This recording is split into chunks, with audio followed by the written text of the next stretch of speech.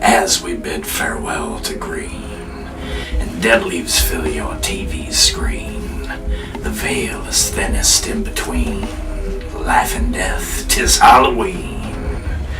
Ghastly ghosts and grisly ghouls bring terror to the wisest fools of anything that howls and drools or lurks in jet black swimming pools.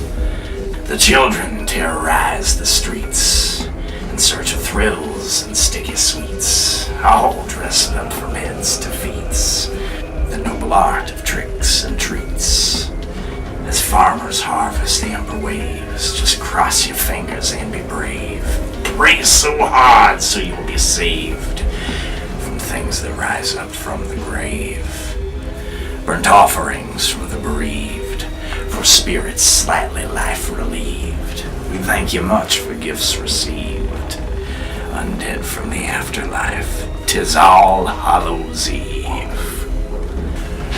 Bon nuit, and welcome to a very special episode of 6/6s about one of my favorite holidays, Halloween.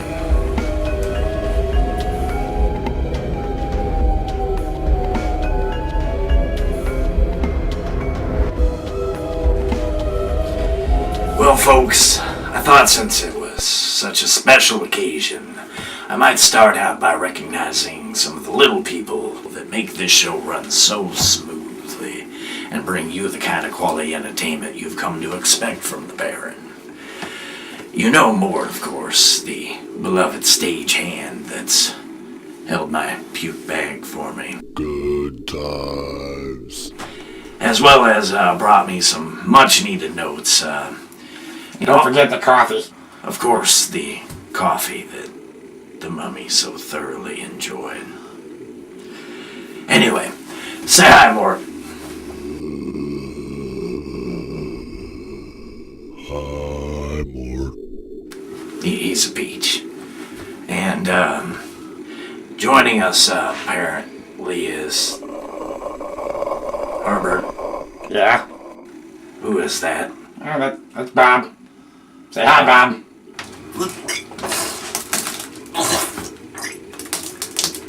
Oh. Does he always do that? Kinda. I mean, he's a work in progress.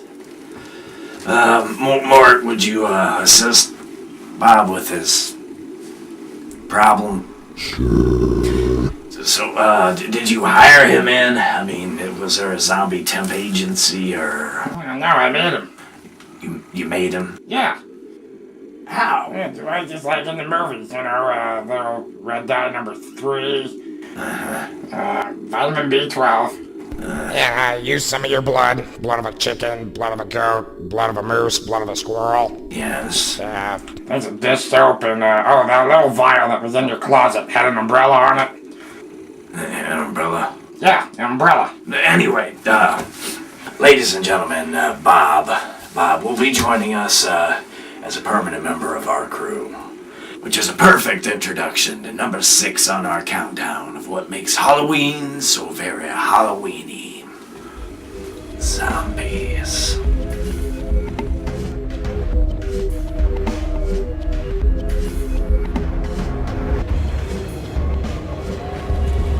The stale bread and rancid butter of not only the horror genre, but my own stage crew, the iconic zombie.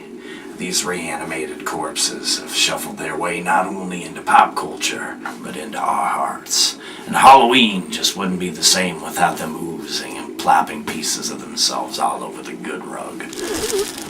Speaking of which... Hey, Mort! Bob's finger fell off on the craft services table. Very good. Health department's already all over my bony ass for employing living, challenged workers. And it's not what I meant when I ordered finger sandwiches.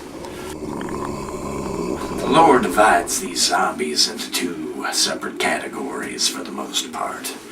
The first of which being a corpse that's reanimated through disease or some type of chemical or Something like that. Or the stuff in your closet. Quiet about that. These mindless eating machines can pass on the affliction through biting, which they do a lot, as well as contact with blood or other bodily fluids. They are putrid and terrible party guests. These walking quarantine wards are the kind most commonly pimped out by Hollywood for the masses in their multitude of films. Now the other variety are those that are reanimated through some magical means. They're the favorites of necromancers, Congress, and voodoo priests. My own personal favorite, too. Mort here's an example of one of those. Made him myself, actually. Not my proudest moment, but he's okay with it.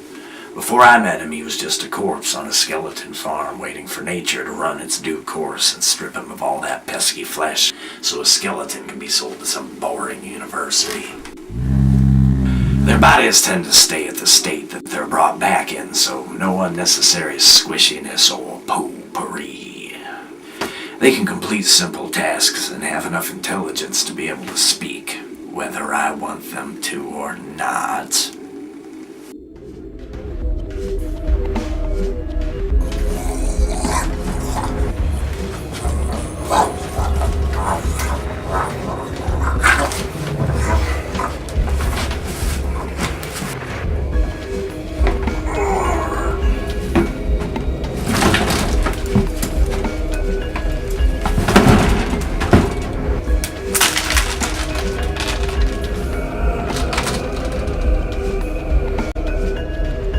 Number 5, trick or treating. Now the jury is out on the origins of this time-honored tradition of paying way too much for plastic masks that cut your tongue, and then begging every neighbor in a 5-mile radius to bribe you or face property damage. But one thing is known for certain. Long before it was about children stuffing their sacks full of as much candy as they can possibly get. Sometime back in the Middle Ages in Ireland, there was a practice known as guising, wherein poor people would dress as spirits in order to hit up rich people for food or money. And the general idea behind it would be that the inhabitants were so scared of a spectral goon squad coming and, shitting in their porch or making their cows gay or something, that they would cough up the goods. Some geysers would even sing songs or offer prayers for the inhabitants, which is a lot better than the douche-tastic pranks pulled by today's modern trick-or-treaters when deprived of their little morsels of dental disaster. I miss trick-or-treating and bobbing for apples. What do you do for Halloween, Baron? Oh, there's just something about it.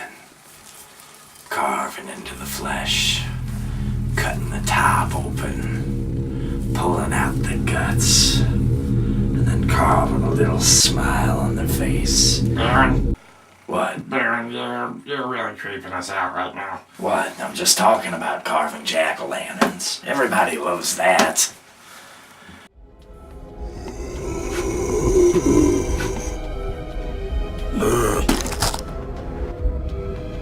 Number 4, jack-o'-lanterns. This practice goes all the way back to the Irish festival of Samhain, or Samhain as it's called these days, where people would carve faces into turnips and put lights in them in order to ward off evil spirits or wicked fae, or fairies as they were known, that dwelt in the darkness along the borders of civilization. They would line roads and their doorways with these turnip faces in order to distract and deter any of these unwanted guests. These little lights, as well as the larger harvest bonfire, would also serve as a last hurrah for summer before the gloomy, doomy days of winter descended upon everyone. No one's sure exactly who carved the first pumpkin, but it probably happened sometime in the 1800s. But ever since then, it's been time-honored tradition, part of the Halloween celebration that few would ever part with.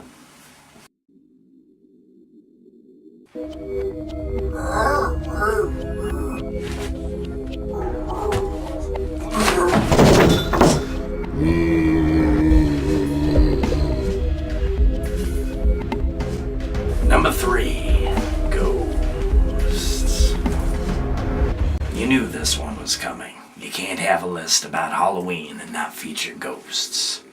Now, in a nutshell, ghosts are the spirits of human beings or animals that, instead of passing on to the other side when it's their due time, they decide to linger around and cause problems for the living in some fashion or another. And they make a general nuisance of themselves in various ways, and there's just as many types of ghosts as there are leaves on the trees. So instead of trying to name them all, I figured I would just focus on one particular brand, the worst of them all, the poltergeist, which is German for noisy ghost, and boy is that an understatement, because these are the pernicious bastards that'll do all kinds of mean, nasty, horrible things to the meatbags that they like to haunt. That'll poke you, They'll bite you, scratch you, punch you, tear the bed sheets off while you're sleeping, and throw Granny down the stairs, make the walls bleed. open all the cabinet doors at once. Yeah, I think they get the picture. Yeah, sorry, I got greedy. Nah, that's alright, Herbert. High five. Yeah, these guys tend to gravitate. What? These guys are the ones that tend to gravitate towards one particular person, or sometimes an entire family that somehow wronged them whenever they were still alive. So be careful who you piss off. You never know who might come to call after their funeral. You know, Lake Erie, what's caught on fire from all the shit floating around in it. Really? Yeah, would like to seen that. Yeah, me too. Hey, wait a minute. What? We do that thing. Is what? We do it Devil's Night. Yeah, we're doing Devil's Night. Oh, we got your thing. Come on. What thing? Yeah, you know, the thing that, you know, come on. We gotta do it. Come on. Oh, the thing, yeah. Yeah, come on. You know what I'm talking about. You ready? Yeah, ready. Fire it up! Fire it up! Fire it up! Fire it up! Fire it up! Fire it up! Fire it up! Fire it up! Oh, wait, Mort, look at Mort. Look. Mort, hold on. Don't fire it up that much. No. Mort, put it down. Put it down. No, don't. Damn. Number 2. Devil's Night. Who doesn't love trick-or-treating? How do you feel about it, Herbert? Well, I sure as hell miss it. I mean, going out there getting all the free sweets you can stomach, and not to mention seeing all the sweet ladies wearing their costumes. Harley Quinn. Well, a gentleman never asks. And a Herbert always tells. Anyway, what I'm getting at here is, well, for a long time there was Mischief Night, which is all about leaving, baloney on people's cars and flaming bags of dog shit on their front doorstep. But its more colorful Detroitian counterpart, Devil's Night, is all about burning the goddamn house to the ground. From the decade of the 70s on up through the 90s, this became a real problem in the city of Detroit, where revelers would take to the streets causing all kinds of vandalism and even burning entire houses down. It got so bad that in 1984, over 800 fires were started that year alone, becoming such an issue that by 1994, the mayor of Detroit himself declared the night Angel's Night. Lame. Well, fair enough, but it apparently did some good, because through the coordinated efforts of the volunteers that patrolled the streets looking for the kind of delinquents that would do this sort of dastardly deeds, fires dropped to what they call, quote, near normal levels in the years following.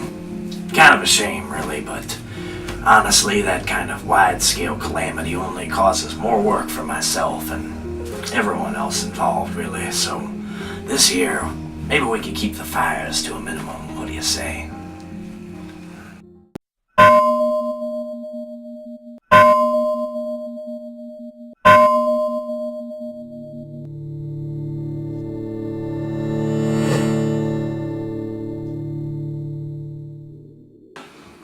folks, we've reached the end of our list and the end of our night. Thank you for sticking with us so far. And if I could be excused for a moment of personal reflection, I'd like to be frank. In this day and age of a billion YouTube videos, Facebook posts, instant transmissions, and tweets and pokes, it's easy to lose sight of tradition.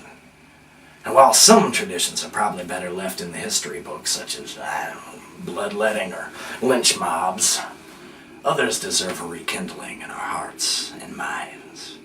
Such is the case with Samhain, the great-great-granddaddy of all things, Halloween. Now, long before Halloween was all about slutty costumes and rampant commercialism in the form of everything from doormats to stupid little plastic skulls. Hey, your face is stupid. And you know what, Herbert? I wouldn't bitch if I were you. You were this close to being a Ned Stark bobblehead. Ned Stark had it easy. Oh, yeah? Yeah, I went through a goddamn wood chipper. True. All that aside, people have been celebrating some form of this harvest festival since Neolithic times, long before anybody was writing anything down. Now, the roots of Samhain are lost somewhere in the mists of time, but what we do know is that everything that I've covered tonight can be traced back to this ancient celebration. Jack-o'-lanterns, trick-or-treating, communing with spirits, and even lighting big-ass fires so the gods will notice us again. All started with the prehistoric tribes of Celtic Ireland, celebrating both the harvest and the time of cattle butchery that came before the darker half of the year. Time to be feared for sure, as the veil is at its thinnest and spirits can walk freely amongst the living, doing as they so please. It wasn't all penny whistles and moon pies. This feast was also a time of great sacrifice in order to ensure survival and protection over the bitter months to come. Accounts tell that the people of Nemet had a particularly hellish quota, offering up 2/3 of their corn, their milk, and their children to the wicked race known as the Fomorians. Sounds like a nasty bunch, running some kind of paranormal extortion racket. They can keep it as far as I'm concerned. Thanks to Christianization of Ireland and the overall suppression of the church, there are no written accounts of what actually took place at the earliest Samhain festivals, but some form of its practice to this very day by modern Wiccans as well as pagans of every shape and size. I'd get more into it myself, but I'm contractually obligated to follow a very specific set of rules. Well, I think that's about all the time we have tonight. Whether you're celebrating Halloween, All Hallows Eve, Samhain, or El Dia de los Muertos, have a happy one. And on behalf of myself, the Baron and Herbert. And my wonderful stage crew, they'll be back in one piece next time, I promise. Mort and Bob, bon nuit, and sweet dreams.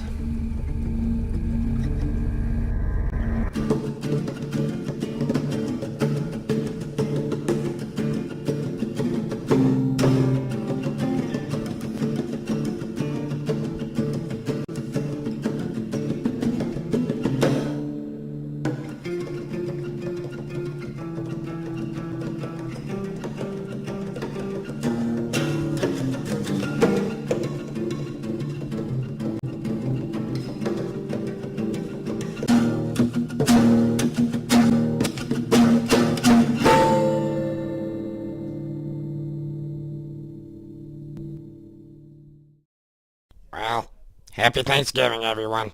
Ah, shut up, Herbert.